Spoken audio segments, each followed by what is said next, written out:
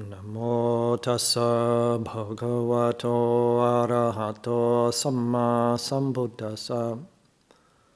Namo tassa bhagavato arahato samma sambuddhassa. Namo tassa bhagavato arahato samma sambuddhassa. Buddhaṃ Dhammaṃ Sanghaṃ Namasami.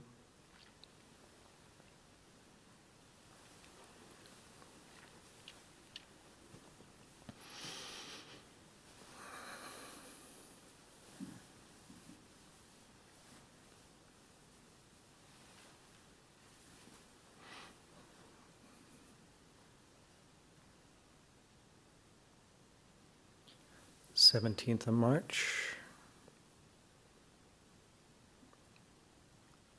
and by our monastic calendar, the full moon of March. Walking over this evening, this glorious, bright, full moon shining down, very clear.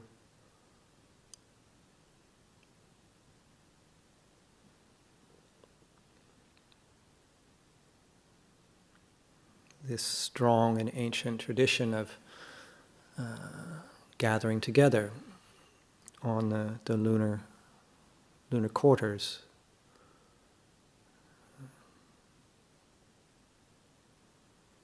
The time of the Buddha.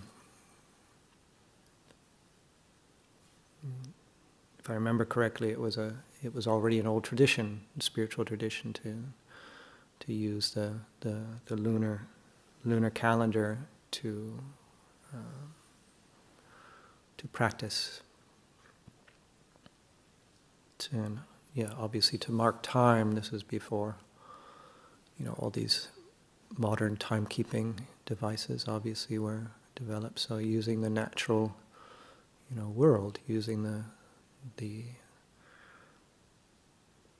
moon, the sun, planets, stars, seasons. And so also within our tradition, this today marks the end of one of the three seasons that we have inherited from the Buddhist teachings, from the way the calendar was held. And so the three seasons being cold season, hot season, wet season. So today is the end of the cold season, and tomorrow is the beginning of the hot season. So, and then the next season will be the rainy season, which begins in 4 lunar months. So these are just, conventions, conventional way of marking time. But we can also use them skillfully. And I particularly appreciate the use of the lunar cycle. And I remember years ago, there's a former colleague of mine, and I was in touch with her maybe 15 years ago. I'd already been a monk for a few years, and I got back in touch by email, and I mentioned about the lunar calendar, and that was one of the things she commented on, was how much she appreciated. She found that quite touching, and it's just her own reaction to it. But I think to use a way of marking time, this ancient tradition coming together. So I see several members from the broader community are here tonight. We've got our resident community, and I assume people are dialing in, logging in from on the internet. And we're all coming together for the same reason.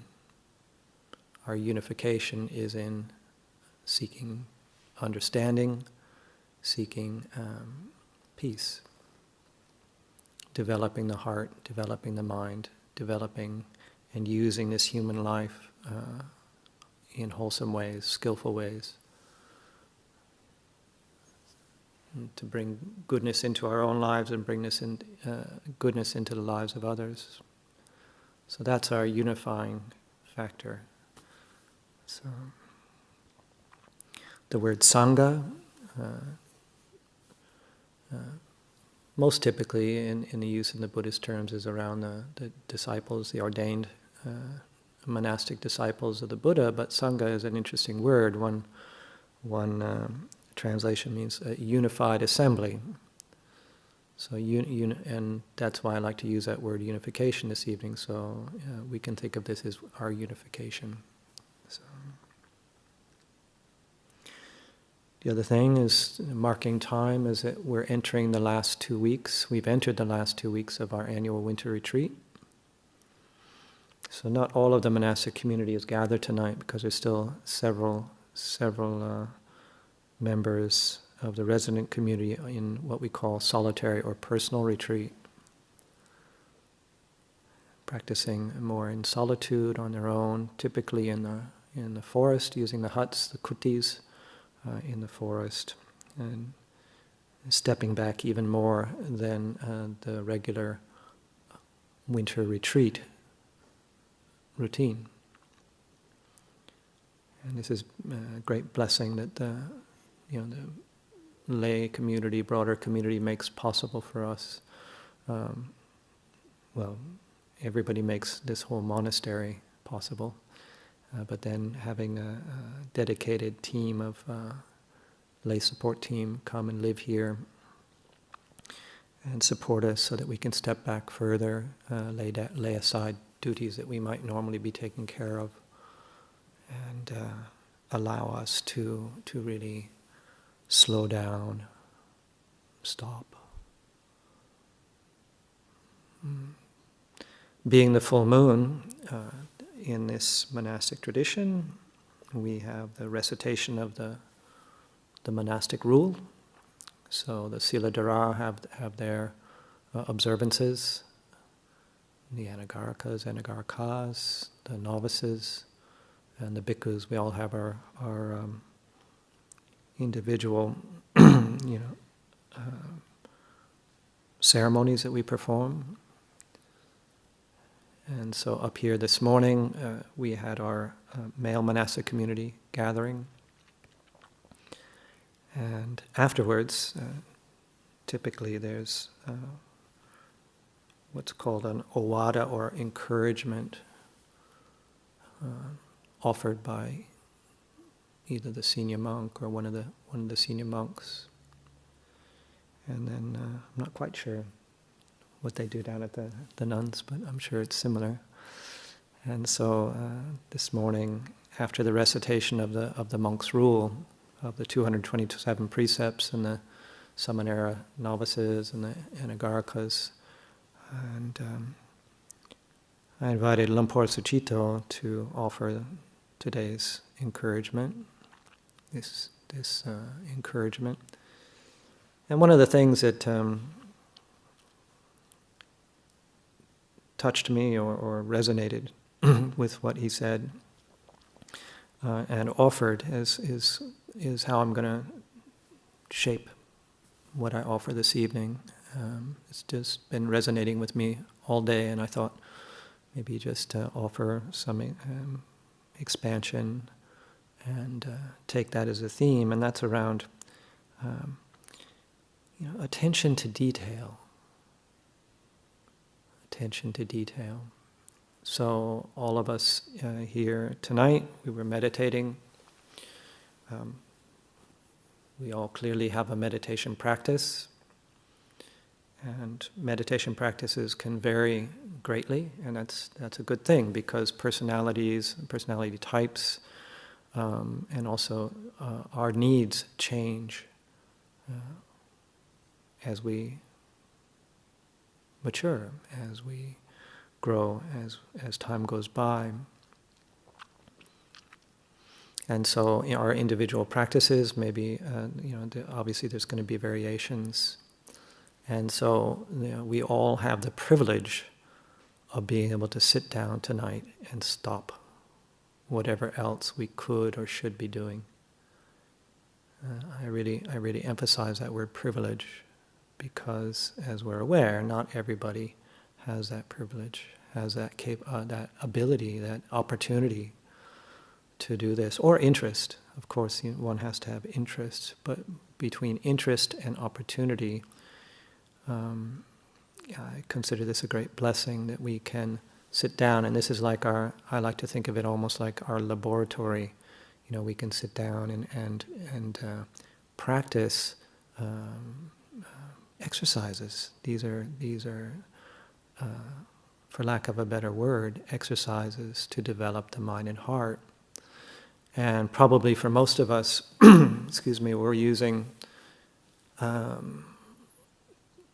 practices that are conducive to allowing calm, to allow calm, a settling, a calming, tranquility to maybe arise. And this has its own immediate effect. There is an immediate effect to that because we tend to like to be calm. Of course, we do lots of things in life to excite ourselves. If we're still in the realm of using money, we oftentimes pay lots of money to even scare the wits out of ourselves by going to maybe horror movies or exciting things, or going to ride on things at theme parks, or do bungee jumping or whatever. Sometimes, we can actually really seek out excitement and fear and terror, and that to make ourselves feel whatever, but maybe feel alive, to get rid of boredom, to be excited. And then on the other hand, human beings tend to crave calm and tranquility. It's a very interesting spectrum, dynamic. Can you imagine a life of utter excitement and fear and terror and things like that? So we come here or we're at home wherever we are, and we do practices to induce calm. Immediate effect. It's calming. But if any of us have meditated, at least even at all, we know that it's not always the case. Just because we sit still, just because we're sitting still with our eyes closed and using maybe mindfulness of the breath and mindfulness of the breathing in and out, we know that the mind and the heart might be doing something completely different. If we had those sort of cartoon thought bubbles above our head, it wouldn't always be empty. But that calmness of body, that intention, setting our intention of calming, also just watching, here again using noticing the breath, will have even just a little bit of a settling. This is I find a very beautiful intention, and in and of itself, that has benefits, even if the mind and the heart never settle. And because one way my primary way of looking at that is it gives us an opportunity to see, to notice the movement of the mind and the heart. The analogy that I've used not so long ago was for any of us who've driven a car that's broken down on the side of the motorway. And when you're broken down on the side of the motorway, standing out by your car, or even just sitting in it, and then you really notice, how fast those cars are going. When you're in a car, also going 70 miles an hour with all the rest of the cars, 70, 80, whatever, you're moving fast, but you're all moving fast. And then you stand on the side of the road and everything's zipping by. The power of that. The power of, and you get big vehicles go past, a truck, the wind hits you, and just the power of something big passing by, the power of something fast or loud passing by. And so I kind of liken that to the mind and the heart. You know, you're sitting still and something big passes by, something big enters our consciousness, our awareness. And because of our stillness, our physical stillness to begin with, and settling our intention maybe to place our attention on a singular object of the breath, or maybe it's a broader attention to the whole body. So then we're aware. Something snags our attention. Maybe something small. Could be something very subtle, something nuanced. And that's where I find that if deeper states of calm have arisen, have been established, even momentarily, is that, we begin to see things, more and more subtle things, more and more refined things. And we get to know ourselves. We get to know our situation in that very moment. We get to see habit. We get to see patterns. And this can be incredibly useful if we have the tools then to, I wouldn't say analyze it, because I don't, it's not a word or a practice that I like to do, not to sort of, or at least overanalyze things, but to notice. I know this is a word I've used several times tonight already. To be aware, to see with the mind's inner eye. And by getting to know ourselves, our inner world, our patterns, our thinking patterns, our emotional patterns, by, in a way, befriending them, becoming comfortable with them, learning how to not fear them, but to use them and to see them for what they are, as conditioned responses to present moment experience. And when I say present moment experience, that might also be simply a memory. So one might say, well, that's a past experience. Yeah, but that is, what we're remembering is something in the past, but the actual moment of remembering is in the present moment. And so it is, we're responding to something happening in the present, that memory in the present.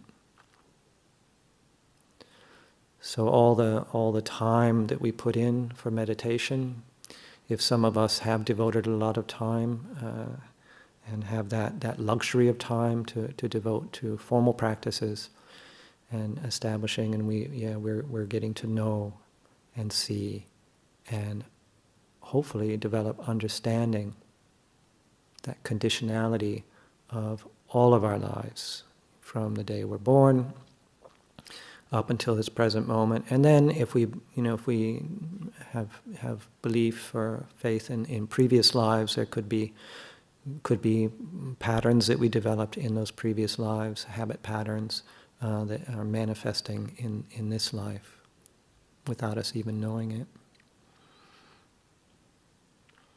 Now, getting back to this point that I remembered from this morning's owada, this morning's encouragement of around attention to detail, is that yes, we're putting in time. All of us, we meditated for an hour this evening before this talk began, and so yes, we're developing mindfulness.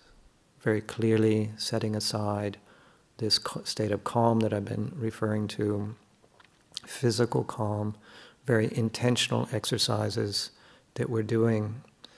But does the story end there? I think we're all aware that this is what we're aiming for, is 24/7 mindfulness. So whenever we're awake, whenever we're conscious and we're not sleeping, or even some people, they're able to do this in their sleep, but primarily in the waking hours. So it's that our spiritual development, our development as spiritual seekers, developing the heart and mind, is not dependent or restricted to, confined to just coming here or sitting at home for an hour or for half an hour, excuse me. But we developed this all-encompassing way of being. And one of the both I find a result and an aid to this is this idea of attention to detail. Now, just that phrase itself, attention to detail, is not profound. I mean, we can hear this in all sorts of settings. It's a very simple and often heard phrase. And when I talk about attention to detail, that doesn't necessarily mean attention to just complex detail. So for instance, one of the examples that Lumpur Sujito used this morning is like, okay, here, like in the monastery, like, where have you put your sandals? Where did you put your shoes when you came into the room? Because as we know in monasteries in this tradition, we take our shoes off before we go into inside any building. And so, did we put our sandals, down carefully? Did we put them on the rack, or if there's no rack, did we put them down? Are they in neat and tidy fashion, or did we just sort of fall out of our sandals as we kind of kick them off haphazardly and go into the building as we wish, just in a hurry, sort of heedlessly. So these are very simple things. Where did we put down our bag, or how, for instance, in our monastic form, how we put down our shoulder bag it's actually defined. It's prescribed how we place it down. We fold over the flap neatly and tidily, and so we're not just dropping it down and letting the strap hit the floor. Now these are all very mundane examples, but it's an attention to detail which, when practiced, we're mindful.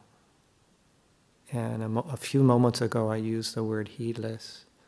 It's not that just our mind is already in the room and we're just sort of, that's where we're going, and our mind is in the room and we just drop our bag anywhere, we kick off our shoes anywhere. I know for myself, that when the real tell on whether I was mindful at any given moment or at a certain given moment is if I can't remember where my shoes are.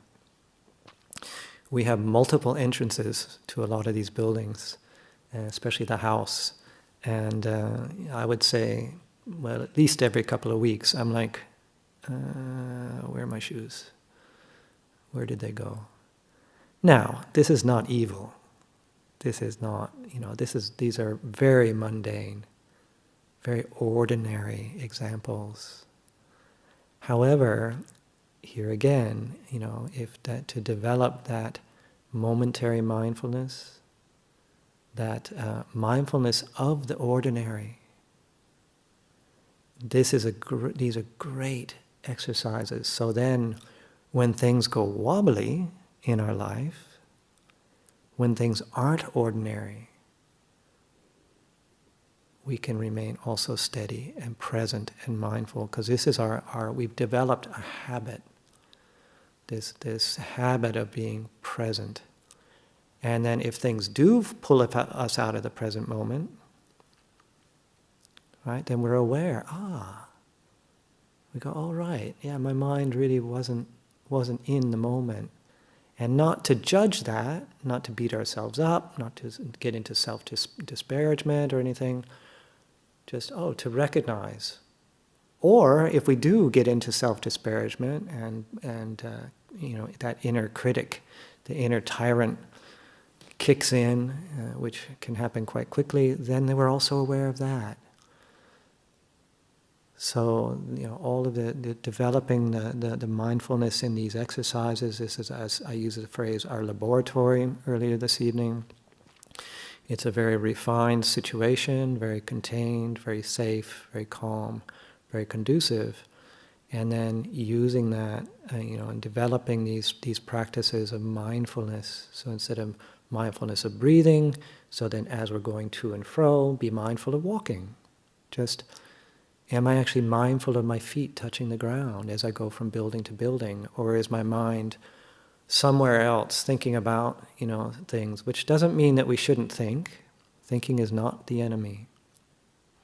But to be aware, and to be enough self-awareness and to develop these things that, if we're not having to think, sometimes it's necessary for me to be thinking, like maybe I'm going somewhere to maybe speak with somebody, and I need to consider, what I need to say or what I'm going to do. There's nothing wrong with that.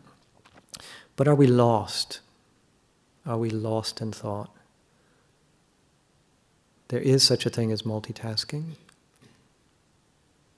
Like this evening, we're not doing chanting yet in here with day visitors yet. We're not quite there yet with the pandemic, and we were chanting up in the house, just the resident community, and it's chanting the Dhammacakkappavattana Sutta. It's a sutta that we chant a lot, and I'm very familiar with it. And it's interesting because twice this evening, because I was leading the chanting, twice I went wrong, and it was interesting to see that happen a couple of times. But I was like, oh wow, yeah, you're not staying focused on what I was doing at the moment. I was actually chanting, and it's a chant that I know relatively well by heart, but during the repetitive bits, my mind, because it's repetitive, my mind was also thinking about something else. So then we go, all right, okay, and just recognize, okay, now bring the mind back, and then also any feelings that arise from that experience of going wrong. For instance, the first time, I thought, oh right, try and focus. Second time, I felt a bit embarrassed. I was like, come on, get a grip. So that was my inner critic had kicked in. That sort of little whimper from the inner tyrant. Get a grip, ahingsako. But if we notice that, then it dies right there. We don't get lost. We don't believe in the inner critic. It fizzles out. And so this is where I find practice the most beneficial, is that we're not doing these exercises to be the champion at remembering where we put our sandals. We're not going to be the best, the most mindful person, the best at folding our shoulder bag. These are just tools. These are the aids to develop mindfulness. And then when the stuff that does create dukkha, it does create grasping at identity, a sense of identity, all the things that create that dukkha or suffering or stress or discontent or dissatisfaction. That's where we're aiming, is so that we can see suffering, we can see dukkha, we can see stress, and we can release it, we can let it go. Because I know from myself, in my first year in monastic life, I found myself being quite competitive. I came from a very competitive life, before my monastic life. Very competitive in the theater. It wasn't nasty competition, but there was competition with myself as well with others. You wanted to succeed, you wanted to be approved of. And that habit didn't die just when I put on the white outfit of the anagarika. And so that was very interesting to watch. Trying to be the best anagarika. And so by recognizing these things, because that is discontent, that is unsatisfactory, that is dukkha, trying to be the best, to be anything, to create, just yet another identity, to grasp at yet another sense of self. To notice, to really notice discontent. Sometimes we can have these underlying programs running, and if we're not aware, we don't really know what we're doing to ourselves. We might not even realize or be able to recognize these things as dukkha.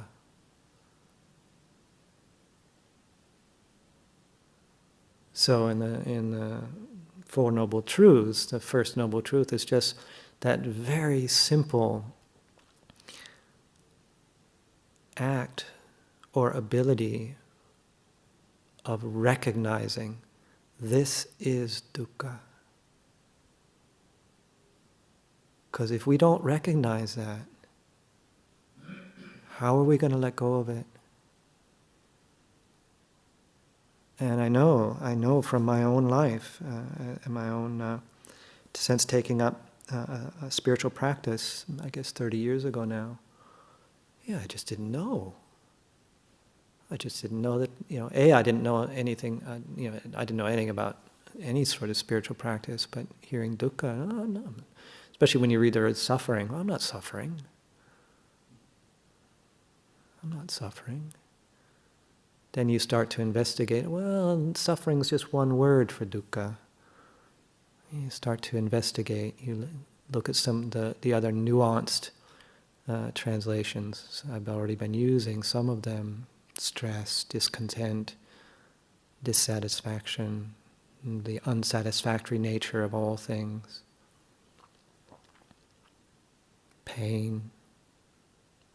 It needn't be huge. It's everything from the most subtle dukkha to the most profound, impinging states that can arise that are dukkha.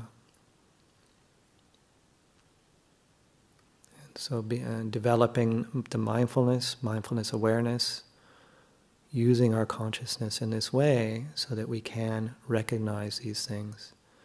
And by recognizing it, then we can hopefully develop this quality of letting go.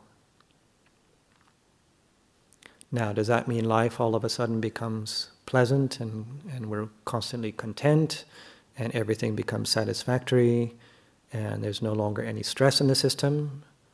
I don't think so. Fully enlightened Buddha experienced things that were unsatisfactory. People trying to kill him, frame him, discredit him. Is that satisfactory? Of course not. His body aging, painful feelings, racking feelings. Is that satisfactory? Of course not. So he could experience dukkha, ordinary dukkha, without going into the dukkha of non-acceptance, not accepting things. He saw things for what they were. They were arisen because of causes. They came into being. They're impermanent. It's not what defines him as a person. So it's not his self, it's not his identity. Moving, changing, unsatisfactory. So with the great mindfulness, the great realizations that he had, the great discernment, wisdom, this is what he was teaching. And he was teaching, and he knew that it wasn't limited to him. He taught because other people could realize this. So all of us as human beings have this opportunity. Each and every one of us.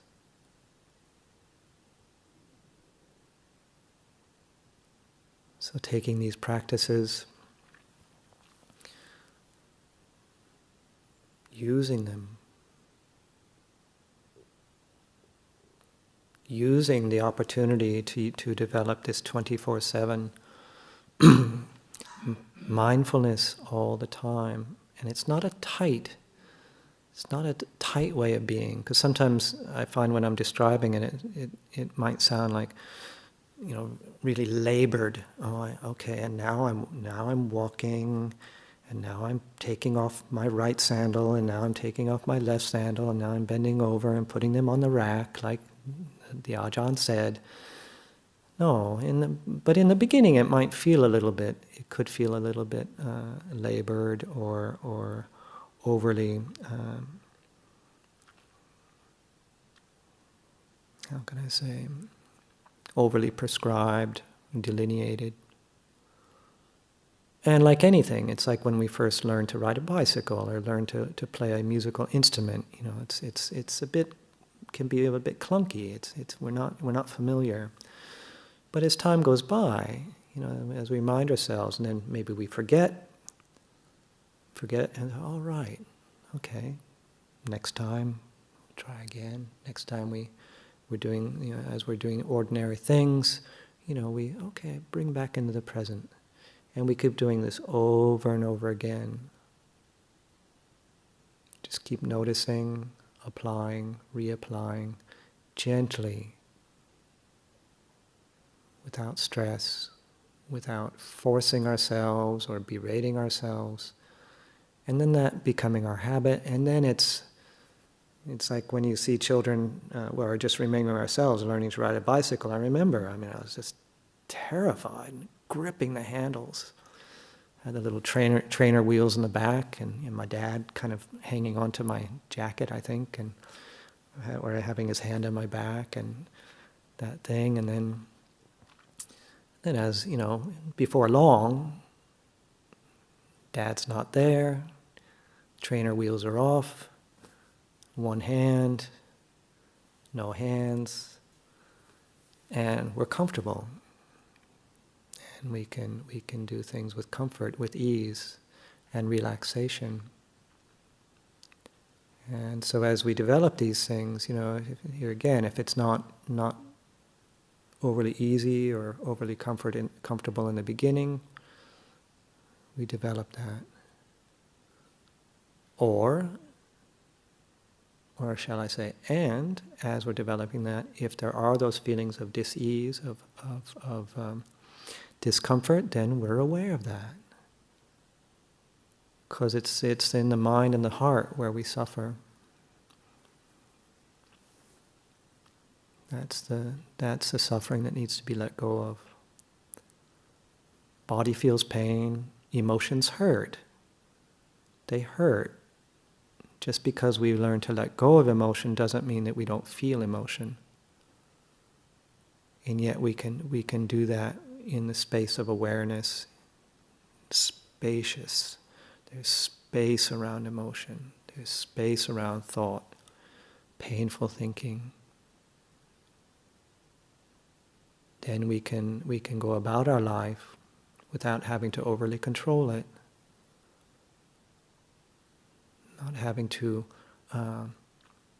barricade ourselves. That's a word I've been using recently. Not having to barricade ourselves or just overly protect or isolate ourselves just to remain at ease, to remain content. We can be able to experience, to endure the stuff that comes our way and remain steady. Consciousness, awareness, steady. Content can be flying. Sometimes things happen, and it can feel like just a tsunami, a flood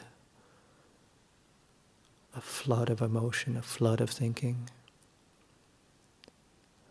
But by developing the steady heart, the steady mind, steady consciousness, everything else arising and ceasing in consciousness, the tsunami in consciousness, in awareness, the wobbles, the conflicts.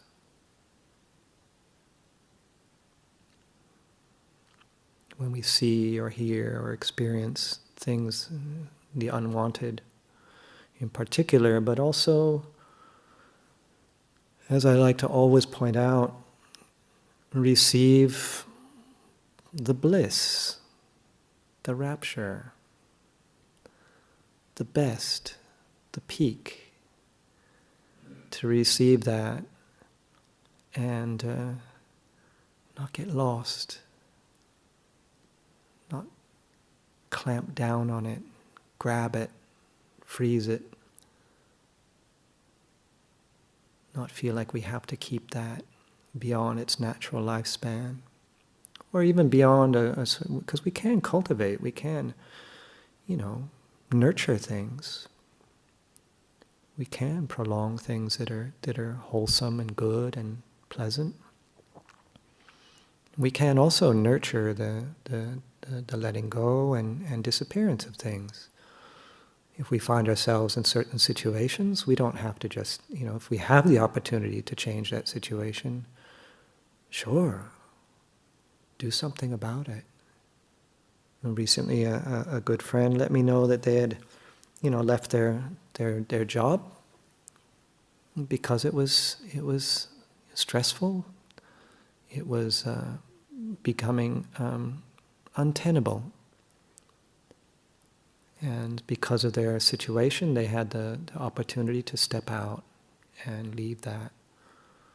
So it doesn't mean we just have to grit our teeth and just endure everything. And now, not all of us have the luxury or the opportunity to leave a job. We might not have the space, that support. We might need to keep that. But that's just using one example.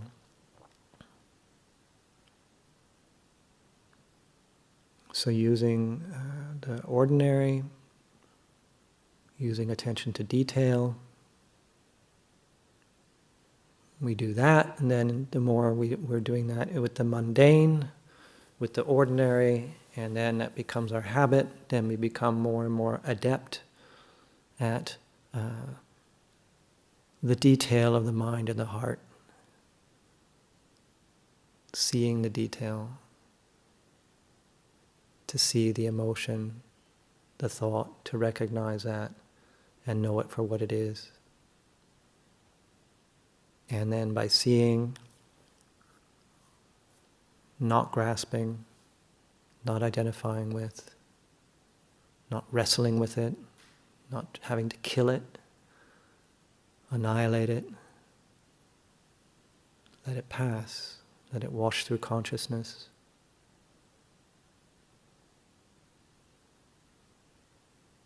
This brings peace, an unshakable peace, a peace that can, as I was saying earlier, can experience the most wanted or unwanted, the most delightful and the most horrid, and steadiness, clarity. It gives us the best opportunity to maneuver through life, situations, as best we can, and do our best. Feel it, we're human. This is not taking away emotion. This is actually seeing emotion clearly.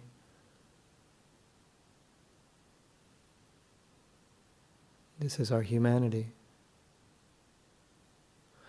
And we can all develop this. So I offer this for reflection this evening.